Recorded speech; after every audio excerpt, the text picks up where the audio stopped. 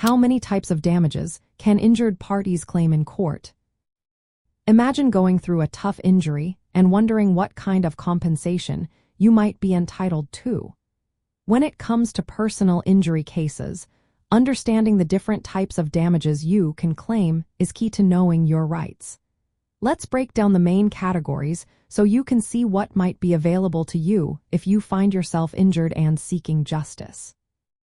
First, there are economic damages, sometimes called special damages. These are the damages that put a dollar amount on your actual financial losses. Think about medical bills from hospital stays, doctor visits, medications, and physical therapy.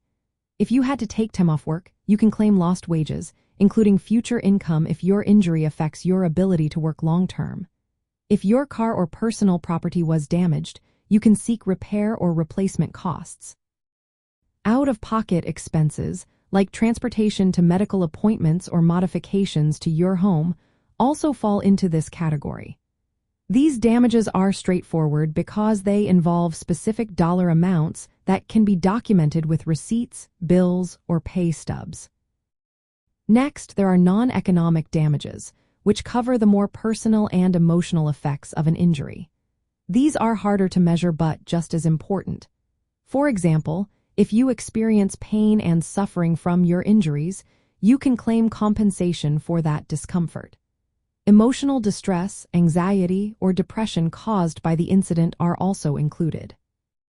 If your injury leads to a loss of enjoyment in activities you once loved, such as hobbies or sports, you can seek damages for that loss. Disfigurement or permanent disability also qualify, as does the impact on your relationships, like loss of companionship with a spouse. These damages recognize that injuries affect more than just your bank account.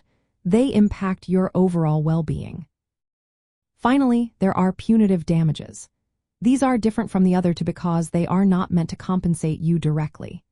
Instead, punitive damages are designed to punish the person or entity responsible for your injury if they acted recklessly, maliciously, or with gross negligence. The goal is to discourage similar behavior in the future. Courts award punitive damages less often and usually requiring proof that the defendant's conduct was especially egregious.